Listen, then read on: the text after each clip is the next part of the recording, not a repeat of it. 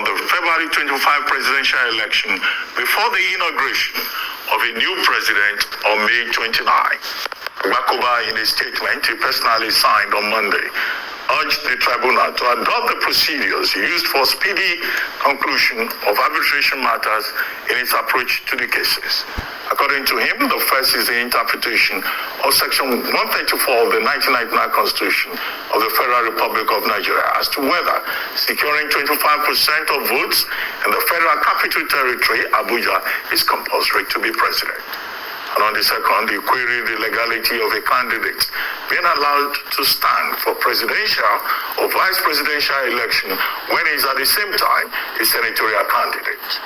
Joining us now on the morning show is Dr. Olisa Agbakoba, a senior advocate of Nigeria and a former president of the Nigerian Bar Association. Good morning, Dr. Agbakoba, and thank you for joining us on the morning show. Well, let's start with your... Good morning, Robert. How are you? I'm good, thank you. Let's start with your proposal that election petition cases at the Presidential Election Tribunal can be concluded within 7 days. If the tribunal takes a more proactive approach to it. But how feasible is that? Considering the fact that election petitions have time limitations, they have a time frame. The Constitution talks about 180 days. When you appeal, you have 60 days. And then we're dealing with an election in which you probably have over 10,000 polling units. How do you do all of that within 7 days and before May 29?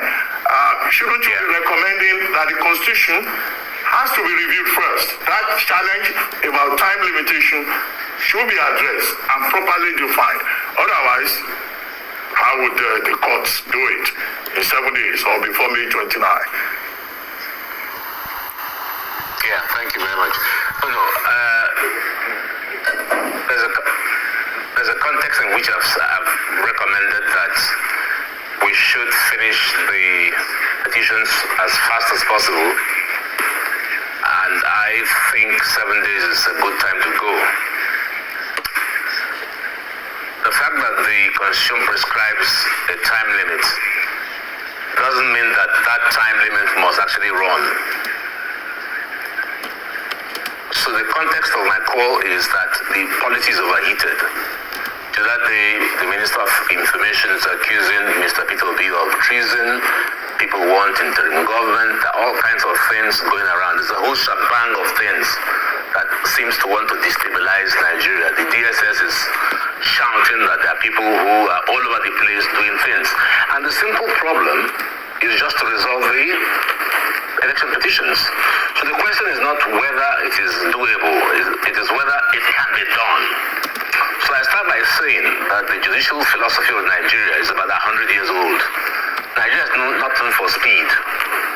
Why is it possible that Ghana finishes its own election petition in 30 days? So why can't we also do it here? Why should we have 360 days to do something that is very simple? So the new international gold standard, and I sit as a senior arbitrator in the City of London, and what we do is we apply case management. So my first recommendation is to say, the issues presented to the tribunals, are they amenable to quick resolution? And I think there are 3 issues which you've outlined that are amenable to quick resolution, one way or the other. Now, under the Kenyan procedure, those questions that I've set out are decided in exactly 1 day.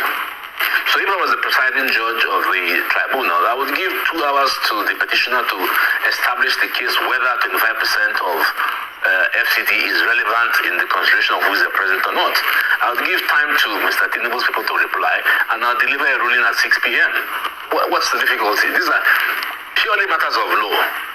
So it is absolutely feasible. If those 3 questions do not succeed, then the part A of the petition would be now to do what you say, take the issue of electoral malpractice, which I concede will be a lot longer. But I have a strong feeling that those 3 questions I have set out can resolve the petition one way or the other. And it can be done in 7 days. If Kenya can do it in 14 days, why do we need 360 days to do our own? Are we not more more highly judicially educated than Kenya. So come on, and I also, without criticizing the lawyers in the petition, since they filed the petition, I haven't heard anything from them. There's all sorts of procedures by which you can front-load a case, push it, set out procedural issues, set out jurisdictional issues for the tribunal to determine. That's number one. Two, the tribunal itself can offer its own motion, to raise questions. So we've read all these petitions, and we think we can dispose of this petition if we set out some questions that, if taken, can resolve the entire thing. I'm concerned that the politics is overheated, and the way to go is to see if we can get the petitions resolved before May 29. The elections were in February. That's about 4 months. What's the difficulty about resolving these cases well before the handover? Kenya has a procedure whereby they lay out a policy. There shall be no inauguration until the petitions are complete. And in the OAS panel, which I was a member, we set out that procedure. There's a certain unfairness for a petitioner to challenge the president-elect who goes on to get inaugurated. That's what's causing all the problem. So let's give it a go. Let the judiciary give it a go. Let the lawyers in the tribunal give it a go to see whether we cannot accomplish what I've described in my letter. So that's the basis of my letter. All right. Well, thank you very much, Dr. Agbakoba. Good morning and good to see you. One of the things I'd like to ask you, you've painted a very good picture in terms of how things can work if it's settled as you recommended. However, there are still a few challenges perhaps. As Dr. Abati cited, 180 days is the time stipulated, and then a further 60 days if you were to appeal the decision of the courts. Now, no. You're sorry to cut you. Yes. Sorry to cut you short. Yes, you're wrong. Okay. Nothing says you must take the 180 days. Nothing says you must take the 180 days. Yes, I said stipulated. That's the amount of time. Because there's a timeline. No. So I said that's the timeline given. You can go on the first day. Yes, I agree with you. But I said you can go in on the first day. But the applicant has 180 days. That's what I mentioned. But you're recommending that It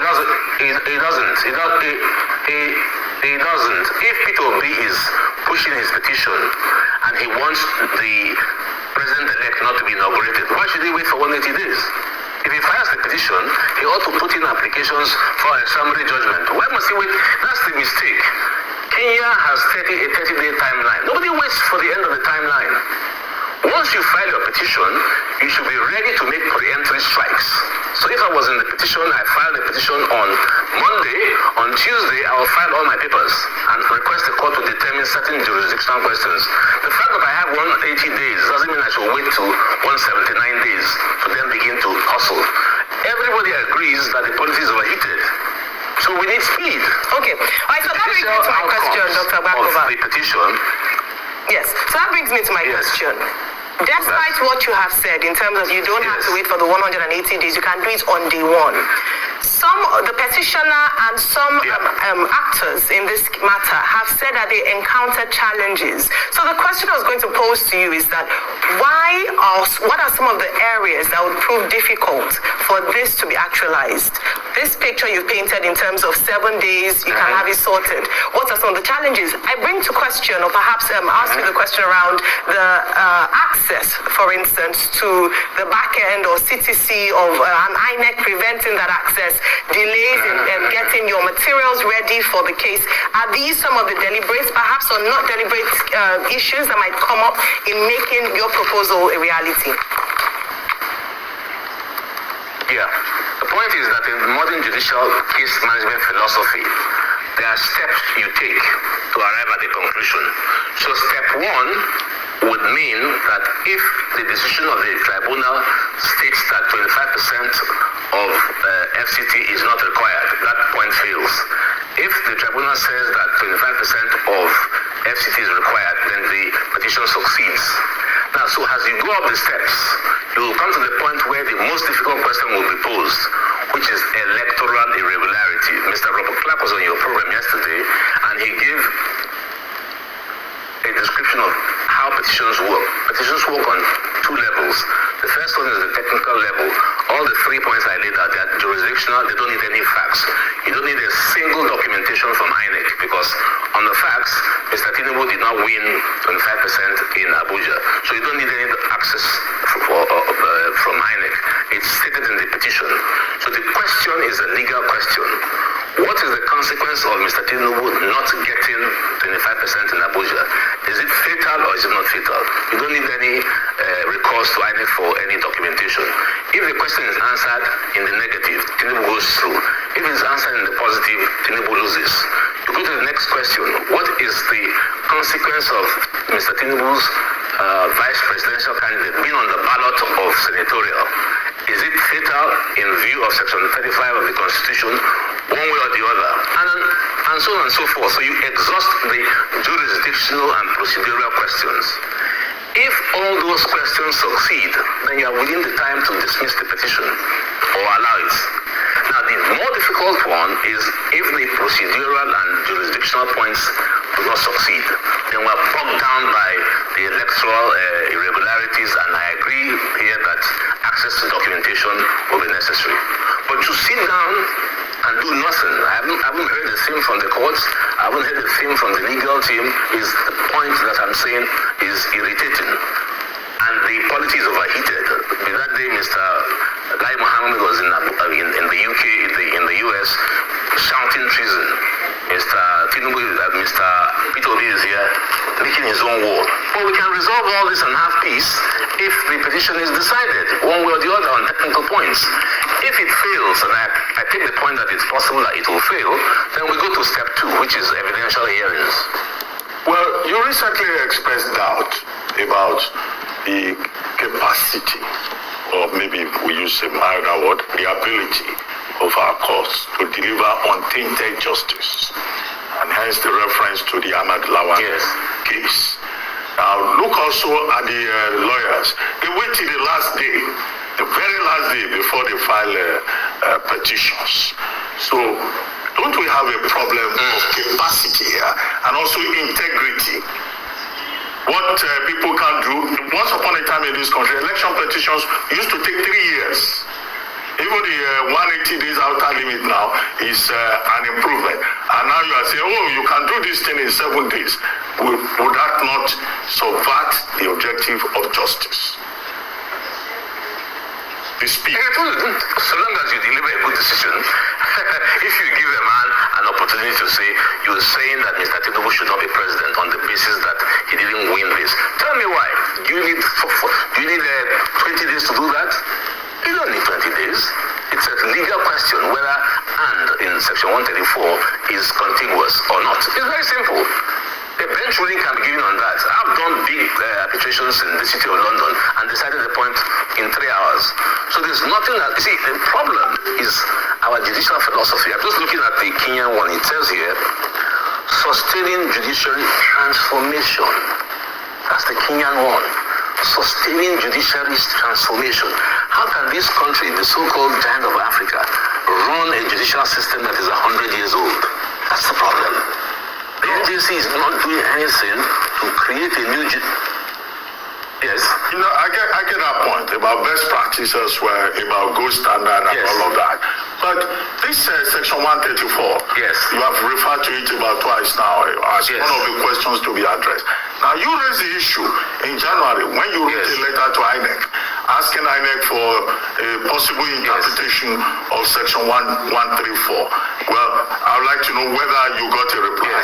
And then as a senior advocate of Nigeria, what's your own opinion, which you have not documented, about the interpretation of that Section 134, sub 2 in particular? Well, I did a letter to INEC, and if they had answered me, maybe you wouldn't have been in this logjam. But I had an interview. They didn't reply, by the way. But the closest they came to reply was an interview I did on TVC with my good friend Festus Okoye, and he admitted that it was an issue that required to be resolved. And I was surprised that they did nothing. My own view is that Section 134 applied literally, because the rules of interpretation say if you read something and it's so clear to you, then you don't need to interpret it. The thing says you must win a quarter of the votes in 2/3 of 36 states. And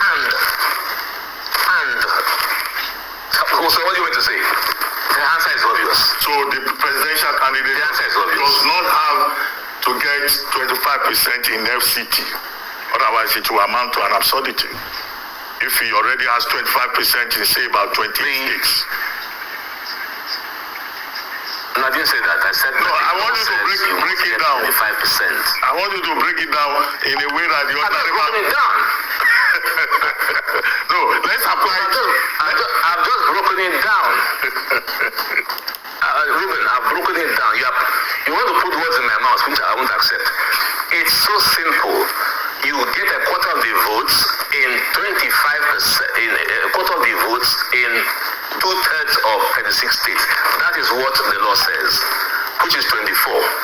So that's one part of it. It goes on to say, and. What does that mean? And the FCT. So as far as I'm concerned, you must also win 25% in the FCT. But that's not for me to say because I'll be judging what is before the tribunal. So we think the tribunal can answer this question quite easily in 1 hour. That's my point. Quite easily. All right. It's not a difficult question to resolve. All right. Well, Dr. Bakoba, you also talk about, just going back to what the question that had been asked previously around your confidence in the judiciary. You had said in a previous interview, that in the past you could look at the weight, you could analyze the case before the court and be able to make a decision that would possibly tally with what the court would come up with based on the merits of the case. But in recent times, and you cited a few cases where this had happened, it's not quite the same. I'd like you to speak a bit on that in terms of the confidence or lack of that you have in the court. And second of that question is on INEC's role as a respondent. What you have said is that INEC should come in as a neutral witness, where they're just coming to present to the courts the facts or what actually happened during the elections. Unfortunately, what we see happening is that INEC comes in almost as if working with the respondent, so coming to defend, and in your words, with sweat and blood, what had happened, and this ought not be the case. I'd like you to speak a bit more on that, please. Yes. No, absolutely. You remember when Mr. Shiv Shagari of blessed memory was president, he acknowledged that the process that brought him was flawed, and he set up the waste panel, and I was a member. And we came up with a set of recommendations which has not been implemented today. One of the key recommendations was INEC must not be a party. Because if INEC becomes a party, it's forced to defend the petition. The last election in 2019, INEC was even more active than Mr. Buhari in defending the petition. The only role for INEC is to just say to the tribunal, these are the results, these are the documents we used, and the court will assess it. So I'm of the strong opinion that INEC ought not to be a party at all. So now INEC is a party, and therefore it is hiding documents, because it has an interest to say that the elections were conducted properly. So I hope that the lesson from all this really is that the 10th Assembly will inaugurate all the legislative recommendations we made under OAS in 2007. It's time to demystify election petitions. Election petitions are not difficult. I've handled a lot more difficult and complex financial cases in the City of London. So what is the issue about determining whether Section 35 states that if you are a vice presidential candidate on a party's platform, you couldn't be a senatorial candidate at the same time? Is there any difficulty in that? It's simple English. That would take me 2 minutes to decide. So I still reiterate, 7 days is enough time to go through the Court of Appeal at first instance and the Supreme Court. The only place where there might be a difficulty is if the questions I set out fail, and there's a strong possibility that they might fail. So we'll now go to part B of the case management issue, which is Peter Obi and other petitioners will now have to prove the irregularities set out in the petition. That will be a long time. And I guess that's why there's the 180-day timeline. But before we get to the 180-day timeline and part B of the petition, what about part A? And I think the overall concept is Nigeria needs to cool down. The whole place is overheated, mainly because of petitions. So the judicial philosophy behind this thing should be that the courts must be proactive. And let me repeat again. Since the petitions have been filed, not a statement has come from the courts. And that's unfortunate. The court ought to set practice directions to say, we can see what's going on in Nigeria. As a result, we set these questions down. We hereby issue procedure order number 1 and set out these questions and invite counsel on both sides to address us. And once we hear the addresses, the judgment will be delivered the following day, one way or the other. Why can't they do that? Well, that's my simple point. Why can't they do that? I would like to know. Well, 2 quick things. One, you alluded to the statement made by Alhaji Lai Mohammed, Minister of Information and Culture. Yes. The effect that Mr. Peter Obi and his running mate, Dati Baba Ahmed, have made statements that could make them liable for treasonable felony. And then the second thing, will be what you think of all this general talk about interim national government and the DSS coming forward to say, well, that's a taboo subject because it will amount to subversion. Yes. But you see, the problem is because there's a strong feeling that Mr. Tinubu will be sworn in and the petitions are running. And there's that feeling, but if the man is sworn in, then what are we doing in the courts? That's the problem. And that's why I say, let's get these petitions resolved. I don't agree with Mr. Lai Mohammed that what Mr. Obi is saying is treason. I don't agree. But if we go below what the problem is, it's to do with the fact that Mr. Tinubu is likely to be sworn in on 29th of May 2023, whilst the petitions are not even heard. So why don't we try, even if we fail? Suppose my theory of 7 days doesn't work. But let us try now. Let's try to see if we can get it going. And if we get it going, that is a plus for everybody. Why must we be in this continuous political, quagmire of everywhere is in confusion? I really would urge the tribunal and legal team on both sides to do their possible best to push this case to the possible limit where we can see if there can be a conclusion before the swearing in. But clearly, I have said that I do not believe, and the Constitution does not recognize anything like an interim government. It's a total contraption. So as it stands now, Mr. Ahmed Bola Tinubu is the president-elect, whether we like it or not. And he's going to be sworn in on May 29th, whether we like it or not. Many guys are going to be unhappy because they will say we have petitions. So in order to balance out justice, could we please get these petitions, if they can be resolved before that date, so everybody is happy? If Peter B loses, then he goes home and knows he's lost. But why hang the thing? I can understand Peter B's concern and Dati Mohammed's outburst if Mr. Tinubu is being sworn in at Eagle Square and the petition is hanging in the Court of Appeal. That doesn't sound too right to me. So where we strike the balance is to give our best possible shot to finish the petitions. Let us at least try. There's no point all sitting down and saying, can it be done? Let's try to see if it can be done. All right. Well, thank you so much. I'm glad that you talk about and you push a strong case for the fact that it can be done, even though it's never been done in Nigeria, but doesn't rule out the possibility that it can be done. But I asked the question earlier, and I'd like you to revisit it if possible. Bearing in mind all the things you said, why is it then not an option to take? Why is it taking so long? As you mentioned, the courts haven't yet responded, at least until now, to the petition submitted by both Mr. Peter Obi and Alhaji Atiku, because a number of parties did submit their petitions. What is stopping judiciary? What is the barrier? Why can't we achieve this? What are the issues? I know we've talked about, justice being served, not to subvert justice, but what are the bigger issues beyond just a will to make this happen? Look, I sat on the NJC, the National Judicial Council, for almost 4 years, and I found the place toughy and very conservative. And I pushed the case all the time that the National Judicial Council ought to do a lot more than it is doing. And that's the problem. We need to modernize the justice sector delivery process. After the case in court, even though I'm former president of the Nigerian Bar Association, it has sat in the High Court for 12 years. 12 years. Some cases take 20 years. There's something wrong. The confidence in the judiciary, which I expressed at an interview, I think, with channels, is the fact that people say if you go to court, you don't get any decision. You just sit down there. So isn't it time that the National Judicial Council can say, look, no, there's something wrong here. We need to shake things up. And that's what Ghana did, and that's what Kenya did. Kenya, how is it possible that Kenya can finish that in one day? And we can't. We have more judges than Kenya. We had our judges out in Kenya training people, sitting on their high courts. So why can't we do it? We're not doing it because of lethargy.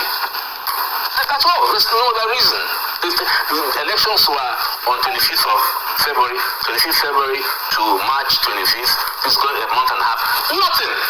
That beggars belief, as far as I'm concerned. Beggars belief. So I appeal to our legal system to shake the entire thing up. I've been at this thing of reform of the judiciary for the last 25 years, and I've only seen two judges, two CJNs that I am proud to say were very vocal. The first was Mr. Justice Belgore. Remember when OBJ was going around the whole place doing impeachments? I, as NBA president, and Belgore CJN stopped it. It was absolutely stopped it. So we wouldn't have this nonsense. We issued practice directions and it stopped. The other one was when Mr. Justice Dahiru Mustafa was the CJ of Nigeria. But unfortunately for him, he only stayed 6 months. He came out, I was a consultant, he came out with a radical set of new rules, which if had been implemented, wouldn't be in this morass we are in. So please, can the NJC give some bite to the judicial process so there can be confidence?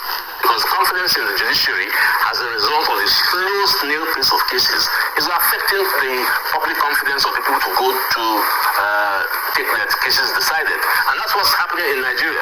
People have filed a petition, nothing has happened since it was filed, and the NJC is sitting down there, and the electoral tribunal is sitting down, they're not saying a word. I don't think that's right. Well, maybe some people will even add that the starting point is probably a reform of the NJC itself. But this conversation has been this conversation has been about the election petitions at the presidential level. Will you make the same argument at the state level? Will you make the same argument at the state level, considering the fact that the states at the state level, the level of incapacity is even worse? And I ask you, is anybody listening this time around? Is anybody listening this time around? Yeah. That's the problem, Ruben. No one's listening. That's the problem. Nobody's listening. I pushed this thing about judicial reform for 30 years. Nobody's listening. But could we please get our people to listen? That's why our democracy is fragile. Okay, if we say that... I think I've lost you. Okay, can you hear me now? Hello? Yeah, I can hear you. Okay, if this is where we have found ourselves... Yeah, I can hear you. If this is where we have found ourselves, the people resisting ideas and all of that, well, it means, as you pointed out, that by May 29, we will have a presidential inauguration. Now, you talked in the past about the ideal president for Nigeria would be a president that can deliver hope. Now, the president-elect on the platform of the APC is talking about restoration of hope. Do you think that Bola Ahmed Tinubu would fit into that picture, your picture of an ideal president? I don't know. I hope. I just pray. I mean, what I think, personally, I'm apolitical. So whoever gets in there, I'm interested in Nigeria turning around. So I would hope that if Mr. Tinubu gets in and is done with all the petition, or Mr. Peter Obi, or whoever, I'm not sure. Look, you know the point. I'm not sure Nigerians really care who is the president. Nigerians are interested in what Fayose, famously described as stomach democracy, or OBJ described as dividends of democracy. So I would urge whoever finally gets to be confirmed Nigerian president to just do right by Nigerians. And if Mr. Tinubu can do so, welcome. If it is Peter Obi, Nigerians are just tired. They're not interested in who is there particularly. They're interested in how development can come, how the healthcare system can be turned around, how you can create jobs, how you can push back on employment, how you can increase the debt to revenue profile, how you can make Nigeria a country where we feel blessed and we don't have people, running away. Nigeria has the potential to be a great country, but we need leadership. So if Tinubu can bring it, fine. If Mr. Peter B can bring it, fine. I only concern is that Nigeria ought to be a great country. And I think it can be a great country. Well, But it's losing the ability to be a great country. That's the problem. okay, so I must touch on this interim government. I know you talked about the fact that what Yes. Alhaji Lai Mohammed had said with regards to Mr. Peter Obi is largely unfounded in terms of it being treasonable. But you have spoken about this DSS's talk about some people, no names mentioned, trying to find a way towards an interim government. And you talk about there being no constitutional provision for one. In the 1999 Constitution, there is no provision for an interim government. However, this term has been banded a lot in the last few weeks. In fact, perhaps even before the elections, here and there, that if this doesn't happen, there'll be an interim government. Yeah. What should the government be doing? They haven't released names, as to who is. They said it's going to be through protests, unrest, making, the nation ungovernable, and then going to an interim government before a swearing in can happen. What's your take on this? If there's no provision for it in the Constitution, who are the people clamoring for it? How do they hope to go about doing this? And how can this be nipped in the bud? Yeah, see, but that's the whole essence of what I've been saying. The problem is what we call in logic cause and effect. The cause of all this cry for an interim government and the response by Lai Mohammed and the DSS is because they want Mr. Tinubu to be inaugurated by May 29, irrespective of the decision of the tribunal. The other guys don't want because they think it's unfair. That's the real problem. That's the real problem. So I'm not really concerned with, the call for interim government, which I think is unconstitutional. My concern is I've identified the problem as if I were a medical doctor. And I can see that if we really resolve the petition, then the issue of, if the petition comes down on a decision on 23rd of May, then we have no problem because 29th of May is ahead. So let us say Mr. Obi loses. Then Mr. Tinubu can then go on peacefully to be inaugurated. There will be no call, you are getting inaugurated, but you are still got a case in the courts. So the real issue would be, let us all put our energy to resolve the petition. If we resolve the petition, all the questions you ask about interim government, DSS, the slander, the issue of treason will disappear. So my central concern is, can we please finish this petition in good time so that the president who takes over on May 29 will have peace of mind and no distractions to face the huge problem. The incoming president will face a terribly defectively broke country of almost 80 trillion naira. That's going to be a huge, huge obstacle. And then if you put the wahala of is his presidency legitimate, that will make it very unstable for him. So let me go back again and repeat. Can we please get these petitions away so that whoever is the president